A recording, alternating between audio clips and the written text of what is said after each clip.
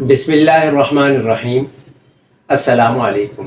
عبدالرؤف عزیزی اور فہد علی ایک نئی ویڈیو کے ساتھ حاضر ہیں۔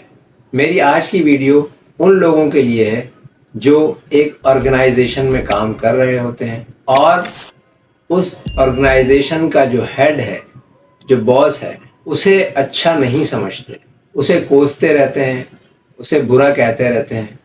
یہ سراسر غلط بات ہے۔ چلیں، آپ لوگ اگر اپنی دل کی بھڑاس نکال بھی رہے ہیں تو یہ ایک حد تک تو سمجھ میں آتا ہے، گو کہ یہ غیبت کے زمرے میں تو آتا ہی ہے، لیکن پھر بھی چلیں، آپ لوگ ایسا کر رہے ہیں، ایک حد تک اس کو ہم سمجھ لیتے ہیں کہ ٹھیک ہے بھائی، چلیں، آپ کو غصہ آ رہا ہے، لیکن اس کے خلاف جانا یہ سراسر بے وقوفی ہے۔ خلاف آپ نہیں جا سکتے کیونکہ آپ کے پاس وہ طاقت ہی نہیں ہے جو اس کے پاس طاقت ہے، تو آپ اس کے خلاف کیسے جائیں گے؟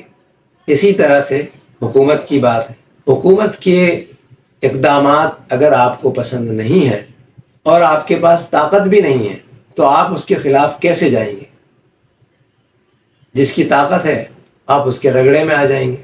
میں اس بارے میں حضرت شیخ سعدی رحمۃ اللہ علیہ کے گلستان میں دیے گئے کچھ اشعار نقل کرنا چاہوں گا، مجھے بھی اچھے لگے، آپ لوگوں کو بھی انشاءاللہ پسند آئیں گے۔ شیخ سعدی فرماتے ہیں: نا سزائے را کے بینی بختیار، عاقلہ تسلیم کردند اختیار، چون داری نا خنے درندہ تیز، با بدا آ بہ کے کم گیری ستیز، ہر کے باپ فولاد بازو پنجہ کر، سعاد سیمین خدرا رنجہ کر، باش تا دستش ببند روزگار، پس بکام دوست تا مغزش برار۔ مطلب ان کا یہ ہے، شیخ سعدی فرماتے ہیں کہ کوئی شخص ایسا جو نااہل ہے، نالائق ہے، اگر وہ کسی عہدے، کسی مرتبے، کسی منصب پر فائز ہے اور آپ دیکھ رہے ہیں اسے کسی منصب پر بیٹھا ہوا، تو ایسی صورت میں آپ دیکھیں گے کہ جو عقل مند لوگ ہیں وہ اس کی اطاعت کر رہے ہوں گے۔ پھر آگے فرماتے ہیں: چون اداری ناخن درندہ تیز، اگر آپ کے پاس درندے کی طرح چیر پھاڑ کرنے والے ناخن نہیں ہیں، یعنی آپ کے پاس اس سے لڑنے کی صلاحیت نہیں ہے، بابداں آبہ کے کمگیری ستیز، تو بہتر یہ ہے کہ ان برے لوگوں سے، اس برے آدمی سے، اس بری آرگنائزیشن سے، اس بری حکومت سے آپ لڑائی مول نہ لیں۔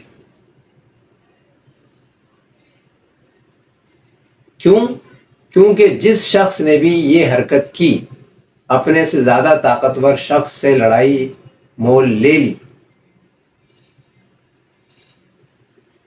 اس نے اپنے آپ کو ہی نقصان پہنچایا۔ سعاد سیمین خدرا رنجہ کر، اپنی چاندی جیسی کلائی توڑوا لی، اس نے اپنے آپ کو ہی نقصان پہنچایا۔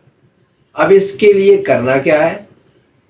اس میں جو کام کرنے کا ہے وہ یہ ہے: باش تا دستش ببند روزگار، ٹھہر جا یہاں تک کہ زمانہ اس کے ہاتھ پاؤں باندھ دے، یعنی اس صاحب اقتدار کے، یعنی اس کا اقتدار چھن جائے، ختم ہو جائے، اس کی مدت پوری ہو جائے۔ تو جب ایسا ہو جائے پھر اب آپ اپنے دوستوں کے ساتھ مل کے جو کرنا ہے اس کے ساتھ کر دیں، پھر تو وہ شخص پاور میں نہیں ہے۔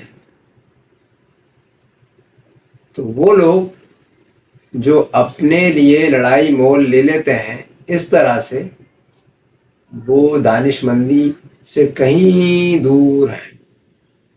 اس کو سوچیں، اس پر غور کریں۔ اب تک کے لیے اتنا ہی۔ خوش رہیے، اپنا خیال رکھیے۔ ویڈیو پسند آئے تو حوصلہ افزائی ضرور فرمائیے۔ السلام علیکم۔